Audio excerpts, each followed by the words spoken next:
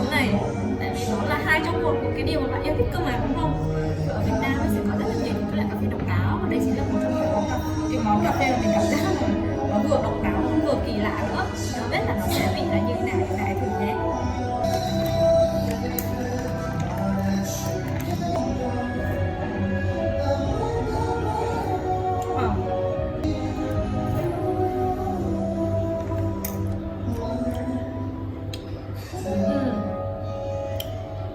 Biết là sao nhỉ? Nó chính là cà phê và sầu riêng. Thực sự là mình không biết phải diễn tả cái hương vị này cho các bạn như thế nào nữa, tại vì nó thực sự là chính là mùi vị của cà phê với lại sầu riêng luôn đấy. Mùi sầu riêng rất là thơm nha, đặc biệt cực kỳ luôn đấy.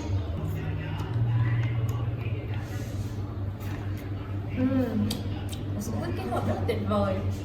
Wow. Có sang thì rất là chế như ba lần nữa cho sầu riêng với lại là sữa và cà phê bình thường vào đây.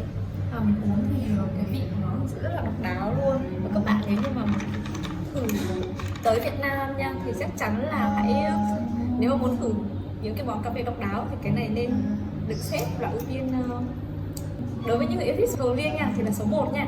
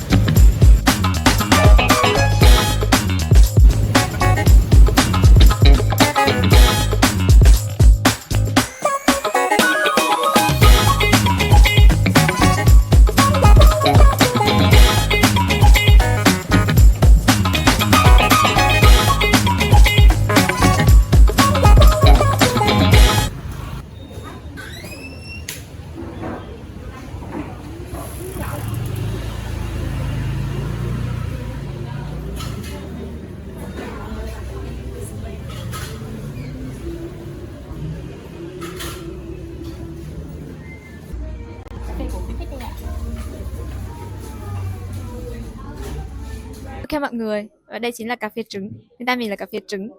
Thì đây là một cái loại cà phê mà nó được làm từ lòng đỏ trứng gà với lại là cà phê, và thỉnh thoảng người ta sẽ dùng sữa tươi hoặc là mật ong. Thì tại sao mà lại có cái món cà phê trứng này? Thì như kiểu là đây là cái cà phê mà nó là của Việt Nam, mà xuất phát theo kiểu là ngày xưa thì nó rất là khan hiếm cái nguồn hàng sữa tươi ấy. Cho nên là ông cha ta đã dùng lòng đỏ trứng gà để thay thế cho sữa tươi, và điều đấy đã tạo ra một cái loại thức uống mà nó vô cùng là độc đáo mà chỉ có ở Việt Nam mới có thôi. Thì chúng ta sẽ thử có cà phê trứng ở đây nhé.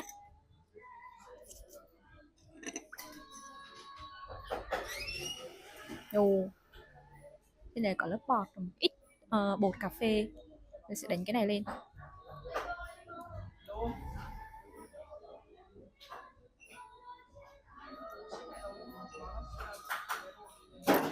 Uhm.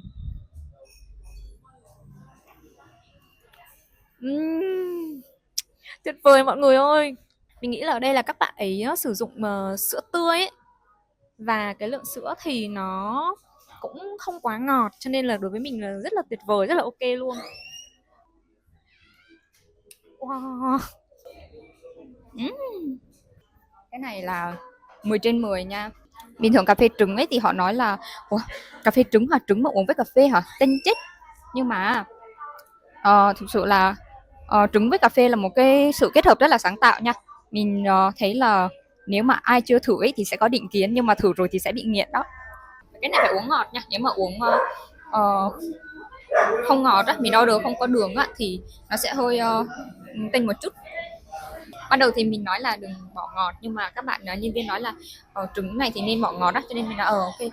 Thì bình thường là mình thường uống đồ uống không có bỏ đường á, mình nói nhân viên barista bảo không cho đường vào thức uống của mình, nhưng mà thực sự cái này rất là ngon, vừa phải. Như là bạn bè của mình ấy, mà khi mà tới Việt Nam ấy thì mình luôn luôn là giới thiệu cho người ta uống cà phê trứng, bởi vì là thực chất thì là cà phê trứng ở Việt Nam cũng rất là nổi tiếng rồi, nhưng mà nếu như mà ai mà đến Việt Nam mà không biết cà phê trứng là mình cũng sẽ giới thiệu: hãy thử cà phê trứng đi, thử cà phê trứng đi, ngon lắm, ngon lắm. Và kiểu như ai mà đã từng uống cà phê trứng rồi ấy thì sẽ kiểu là: tại sao lại có một cà phê ngon như thế này nhờ, chắc chắn là uống rồi thì sẽ không bao giờ quên luôn.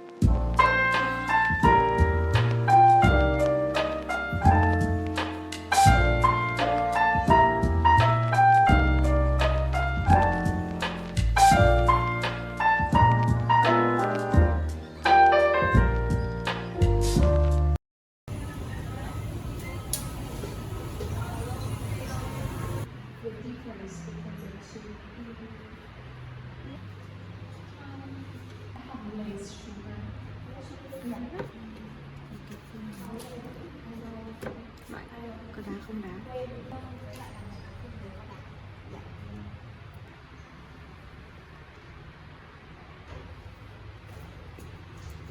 Thấy mình chọn sách giỏi chưa? Dịch tễ dinh dưỡng. Mình thấy đây là uống cà phê bơ và đọc cuốn này để bổ sung kiến thức.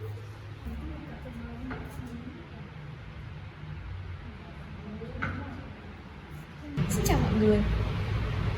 Đến với hai món cà phê tiếp theo mà mình muốn giới thiệu cho các bạn trong cái series những món cà phê độc đáo ở Việt Nam thì đó chính là cà phê bơ và cà phê muối. Để mà nói về hai món cà phê này thì mình rất là thích nó. Nó là một trong những cái loại cà phê mà chỉ có thể tìm thấy ở Việt Nam thôi. Và để có thể miêu tả kỹ hơn về nó thì chúng ta sẽ thử nhé. Ok, mình sẽ thử cái gì trước ta? Mình sẽ thử cà phê muối trước đi. Đây là cà phê muối, có hai loại là cà phê muối là cà phê muối có đá và cà phê muối canh cá. Thì đây là mình sử dụng cà phê muối có đá. Mình sẽ thử cái can bơ ở trên này trước. Wow. Vị nó xem caramel nhưng mà nó sẽ ngon hơn nhiều. Đây là sẽ thử cà phê bên dưới.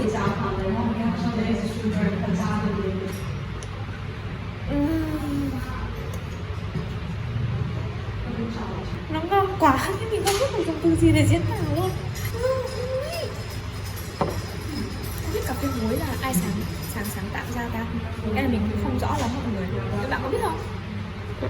Không biết luôn mà. Nhưng nói chung là nó cực kỳ ngon luôn mọi người. Cà phê bơ. Ở đây là một cà phê, trên này là một hớp bơ avocado này. Ở trong này mình đã bỏ rất là nhiều cái dừa khô cho mình.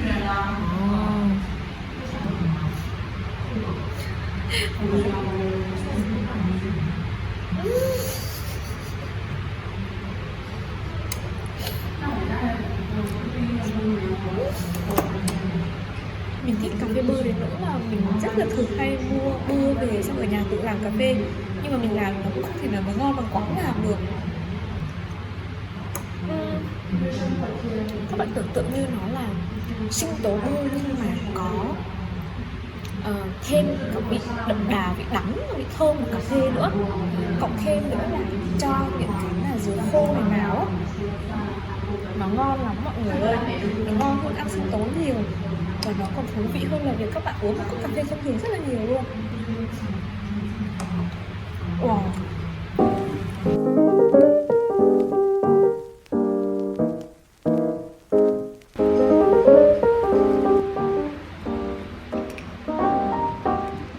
Kiểu cảm giác khi mà uống một cái món cà phê ngon ấy, nó thực sự rất là tuyệt vời luôn ấy.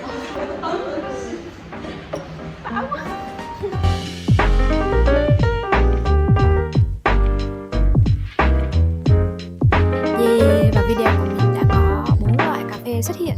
Vậy thì chúng ta sẽ thử làm một cái bảng xếp hạng cá nhân.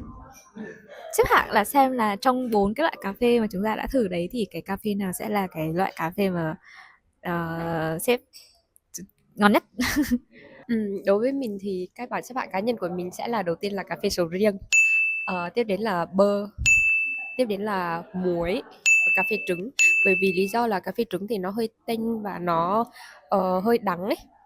Cũng là do mình order không ngọt thôi, nhưng mà mình nghĩ là nếu mà có order ngọt ấy thì các cái xếp hạng sẽ vẫn giữ nguyên như cũ, bởi vì là mình cũng khá là khó với cái mùi hơi tanh của trứng. Tuy nhiên thì nó là một cái cà phê trứng lại là một cái cà phê lạ nhất trong tất cả các cà phê mà mình từng uống. Vậy thì tại sao lại là sầu riêng là xếp nhất? Vì nó lạ, với lại là nó hôi ấy, cái mùi sầu riêng thì mình lại thích cái sự hôi của mùi sầu riêng, cho nên là mình sẽ xếp đầu sầu riêng đầu tiên. Với lại là nó cũng là một thức uống khá là mới. Mình nghĩ là trong các cái loại cà phê mà các cái gia vị mà pha thêm cùng cà phê ấy, thì sầu riêng là thứ mới nhất được phát minh ra gần đây.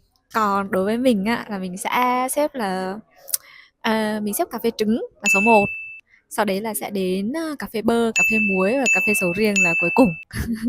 Lý do là bởi vì thực ra thì mình thấy cả bốn cái nào cũng ngon hết, cái nào cũng ngon hết, nhưng mà mình nghĩ cà phê trứng là một trong những, mình cảm giác là cái đấy thì nó hợp với cái khẩu vị sở thích cá nhân của mình nhất. Tiếp đến là cà phê bơ, vì mình là một cái big fan của bơ ấy, avocado ấy, cho nên là tất cả những cái gì mà nó liên quan đến bơ thì mình đều thích hết, cho nên là mình xếp cà phê bơ là thứ hai.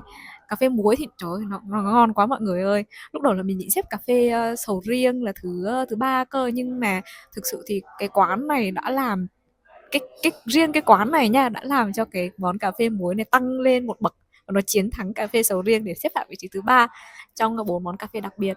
Và cà phê sầu riêng sẽ là xếp cuối cùng. Thực sự thì cà phê sầu riêng nó rất là độc đáo nha, cực kỳ độc đáo luôn.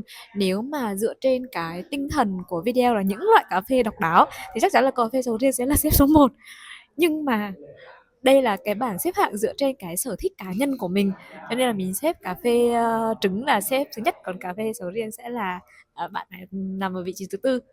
Tính ra thì cái bảng xếp hạng của mình khá là same nhau á, khá là giống nhau, chỉ khác mỗi cái là cái nhất của bạn thì là cái là thứ tư của mình, và cái thứ tư của mình thì là cái nhất của bạn.